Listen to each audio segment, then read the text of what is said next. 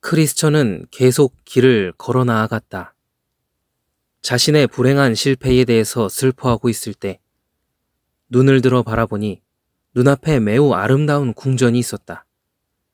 궁전의 이름은 아름다움이었으며 왕의 도로의 길가에 있었다. 내가 꿈속에서 보니 크리스천은 가능한 그곳에서 머무르려고 서둘러 앞으로 나아갔다. 멀리 가지 않아서 크리스천은 매우 좁은 길로 들어섰는데 그 길에서 약 1km 정도 떨어진 곳에 문지기의 오두막집이 있었다. 길을 가면서 앞을 주의 깊게 살피자 사자 2마리가 보였다. 그는 겁쟁이와 의심을 되돌아가게 만든 위험이 저기에 있구나라고 생각했다. 사자들은 쇠사슬에 묶여 있었으나 크리스천은 아직 쇠사슬을 보지 못한 상태였다. 그때부터 크리스천은 두려워졌고 겁쟁이와 의심처럼 되돌아가려는 생각도 했다. 왜냐하면 자신의 눈앞에는 죽음만이 놓여 있다고 생각했기 때문이었다. 그러나 파수꾼이란 이름의 문지기가 자신의 오두막집에서 크리스천이 멈춰서서 돌아가려는 듯한 모습을 보이자 이를 눈치채고 소리를 질렀다. 당신은 그렇게도 용기가 없습니까? 사자들을 두려워하지 마십시오. 그것들은 쇠사슬에 묶여 있으며 믿음이 있는지를 시험해서 믿음이 없는 자를 찾아내고자 그곳에 있는 것입니다. 길의 한가운데로 오시면 어떤 애도 입지 않을 것입니다. 그때 나는 크리스천이 사자에 대한 두려움으로 떨면서 걸어가는 것을 보았다. 그는 문지기가 지시한 대로 조심스럽게 길의 한가운데로 걸어갔다. 사자들은 으르렁거렸으나 크리스천에게 해를 입히지는 못했다. 크리스천은 계속 걸어가서 문지기가 있는 곳에 문 앞에 이르러 섰다. 그리고 손뼉을 쳐서 문지기를 불러냈다. 크리스천은 문지기에게 선생님, 이 집은 무슨 집입니까? 제가 오늘 밤 여기에서 묵을 수 있습니까? 라고 물었다. 문지기는 이 언덕의 주인께서 순례자들의 휴식과 안전을 위해서 지은 집입니다. 라고 대답했다. 또한 문지기는 그가 어디에서 왔으며 어디로 가는지에 대해 물었다. 저는 멸망의 도성에서 왔으며 시온산으로 가는 중입니다. 날이 저물었는데 바라건대 제가 이곳에서 오늘 밤 묵었으면 합니다. 당신의 이름은 무엇입니까? 지금 저의 이름은 크리스천이지만 저의 원래 이름은 은혜 없음이었습니다. 저는 야베 족속으로 하나님께서 셈의 장막에서 살라고 하셨습니다. 그런데 어째서 이렇게 늦게 오셨습니까? 해가 저물었는데요. 좀 더 일찍 이곳에 올 수 있었는데 언덕에 세워진 정자에서 그만 잠이 들고 말았습니다. 저는 참으로 비참한 인생입니다. 좀 더 일찍 이곳에 오지 못한 것은 잠을 자다가 구원의 증서인 두루마리를 잃어버린 줄도 모르고 그냥 산마루까지 올라갔기 때문입니다. 두루마리가 없어진 것을 알고는 슬픔을 머금고 제가 잠을 잤던 정자로 되돌아가서 두루마리를 찾아가지고 오느라 지금 왔습니다. 그렇다면 제가 이곳의 처녀들 중에 한 분을 부르겠습니다. 그녀가 당신의 이야기를 호의적으로 받아들인다면 그녀는 이 집의 규칙을 따라 당신을 나머지 가족에게 데리고 갈 것입니다. 그래서 파수꾼이라는 이름의 문지기는 종을 울렸다. 종소리에 분별이라는 신중하고 아름다운 처녀가 문으로 나왔다. 처녀는 왜 불렀느냐고 물었다. 이 사람은 멸망의 도시에서 시온산으로 여행 중인데 피곤하고 날이 저물어서 오늘 밤 여기서 묵기를 저에게 요청했습니다. 그래서 저는 당신을 불러 함께 이야기를 나누게 한 후에 당신이 그를 선하게 보면 이 집의 법에 따라 당신이 허락할 수 있을 것이라고 했습니다. 그러자 분별이 크리스천에게 어디서 왔으며 어디로 가느냐고 물었고 크리스천은 대답했다. 또한 분별은 어떻게 이 길에 들어서게 됐으며 오는 길에 무엇을 보았고 누구를 만났느냐고 물었다. 크리스천은 이에 대답했다. 그리고 마침내 그녀는 그의 이름을 질문했다. 크리스천은 대답했다. 크리스천입니다. 저는 오늘 밤 이곳에 정말로 묵고 싶습니다. 이곳은 언덕의 주인이 순례자들의 휴식과 안전을 위해 세운 것으로 알고 있습니다. 분별은 미소를 지었지만 눈에는 눈물이 어려 있었다. 잠시 후 그녀는 내가 가서 가족 중 2~3명을 불러오겠어요 라고 말했다.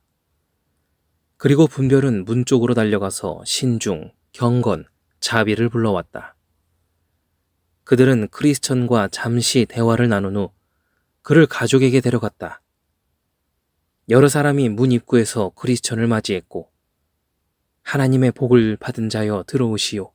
이 집은 언덕의 주인께서 당신과 같은 순례자들을 위로하려는 목적으로 세웠습니다.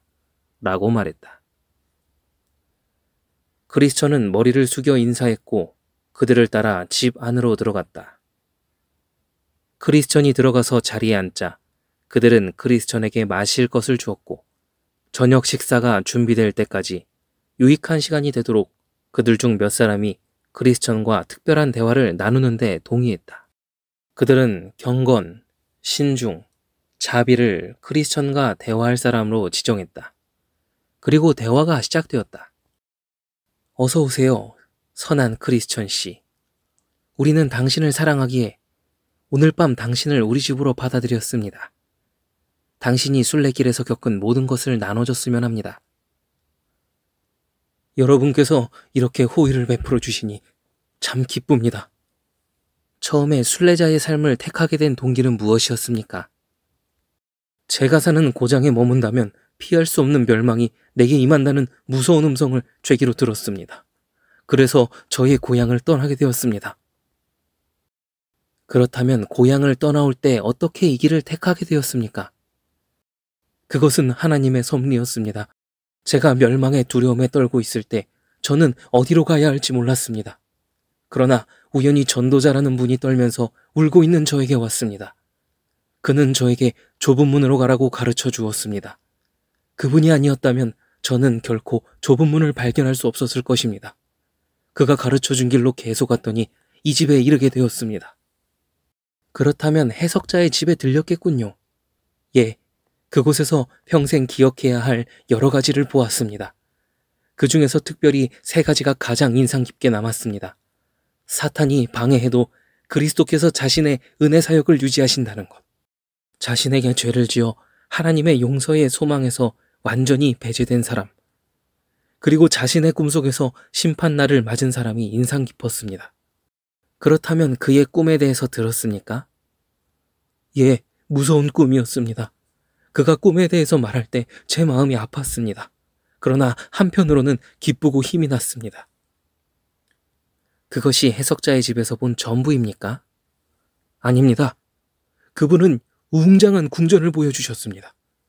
그곳에는 금빛 옷을 입고 있는 사람들이 있었으며 한 용감한 사람이 그를 들어오지 못하게 하려고 문을 지키는 무장 군사들을 해치고 나아갔습니다. 그는 결국 들어오라는 말을 듣고 영원한 영광을 얻었습니다. 그 광경은 저의 마음을 사로잡았습니다. 저는 그 선한 선생님 집에서 1년 12달이라도 머물고 싶었습니다. 그러나 저는 앞으로 나아가야만 했습니다. 그 밖에 오시는 길에서 무엇을 보셨습니까? 해석자 집을 떠난 지 얼마 되지 않아서 어떤 분이 나무 위에 매달려 피를 흘리는 것을 보았습니다. 그분을 보자마자 제 짐이 등 뒤에서 떨어져 나갔습니다. 그동안 저는 무거운 짐으로 신음하고 있었기 때문에, 그리고 이런 것을 전에 본 일이 없었기 때문에 무척 놀랐습니다. 저는 서서 그분을 계속 바라보았습니다. 그분을 바라보는 것을 중단할 수 없었기 때문입니다. 그때 3명의 빛나는 사람들이 저에게 왔습니다. 그들 중 한 분은 제 죄가 용서받았다고 증언했으며, 다른 한 분은 저의 누더기 옷을 벗기고 당신이 보고 있는 이 수놓인 겉옷을 저에게 주었습니다. 3번째 분은 제 이마에 표식을 했고 이 봉인된 두루마리를 저에게 주었습니다. 이렇게 말하면서 그는 자신의 가슴 속에서 두루마리를 꺼내어 그녀에게 보여주었다. 그 밖에도 더 많은 것을 보셨죠? 제가 말씀드린 것은 최고의 광경들입니다. 그러나 저는 약간 다른 것들도 보았습니다. 즉, 저는 길에서 약간 떨어진 곳에서 발에 쇠고랑을 찬 채 누워 잠을 자던 미련쟁이, 게으름뱅이, 거드름쟁이를 보았습니다. 또한 저는 담을 넘어 들어와서 시온산으로 가는 척하는 형식주의자와 위선자를 보았습니다. 제가 말해도 믿지 않더니 그들은 곧 길을 잃어버리고 말았습니다. 그러나 무엇보다도 저에게 힘들었던 일들은 고난의 언덕을 올라오는 것과 사자를 통과하는 일이었습니다. 만약 문에 서 계셨던 저 선한 문지기께서 격려해 주시지 않았다면 저는 결국 되돌아갔을 것입니다. 지금 제가 여기에 있는 것에 대해 하나님께 감사를 드리고 저를 받아주신 여러분께 감사합니다. 이때 신중히 크리스천에게 몇 가지 질문하는 것이 좋겠다고 생각했고 그의 대답을 듣고 싶어 했다. 때때로 당신이 떠나온 고향이 생각나지 않으십니까? 예, 그러나 부끄러움과 혐오감을 더 느낍니다. 그들이 나온 바 본향을 생각하였더라면 돌아올 기회가 있었으려니와 그들이 이제는 더 나은 본향을 사모하니 곧 하늘에 있는 것이라. 당신이 좋아했던 것과 대화를 나누었던 사람들에 대해서 미련이 남아있지는 않습니까? 예, 그러나 그것들은 저의 의지에 크게 거슬리는 것들입니다. 저 자신은 물론이거니와 저의 고장 사람들 모두는 세속적이며 육적인 향락 가운데 즐거워했습니다. 그러나 지금은 이 모든 것이 저의 슬픔이 되었으며 제가 하고 싶은 것을 선택하라고 한다면 저는 더 이상 이런 것들을 선택하지 않을 것입니다. 최고의 것이라 해서 행하던 것이 지금 저에게는 최악의 것이 되었습니다. 이전에 당신에게 혼동을 주었던 것들이 이제는 극복되었다는 것을 가끔 발견하지 않습니까? 예, 자주 일어나지는 않지만 그러한 일들이 일어나는 때가 저에게는 가장 귀한 시간들입니다. 당신의 골칫거리들을 어떤 방법으로 극복하셨는지 기억하실 수 있습니까? 예, 십자가에서 보았던 것을 생각할 때 극복할 수 있었으며 저의 수놓은 겉옷을 볼 때 이길 수 있었습니다. 또한 저의 가슴에 간직한 두루마리를 들여다볼 때 승리할 수 있었습니다. 그리고 제가 지금 어디로 가고 있는지를 생각할 때 마음이 따뜻하게 녹아들면서 극복할 수 있었습니다. 왜 당신은 그렇게 시온산으로 가고 싶습니까? 그곳에 가면 십자가에 달리셔서 돌아가셨던 분이 살아계신 것을 볼 수 있다는 소망이 있기 때문입니다. 그리고 그곳에 가면 오늘날까지 나를 괴롭히는 모든 것을 떨쳐버릴 수 있다는 소망이 있으며 죽음이 없는 그곳에서 저는 가장 친한 친구들과 살기를 바라고 있기 때문입니다. 진실로 저는 그분을 사랑합니다. 그분 덕분에 제가 짐을 벗었습니다. 저는 내적인 허약함으로 피곤합니다. 저는 더 이상 죽음이 없는 그곳에서 거룩, 거룩, 거룩을 쉴 새 없이 외치는 성도들과 함께 살고 싶습니다.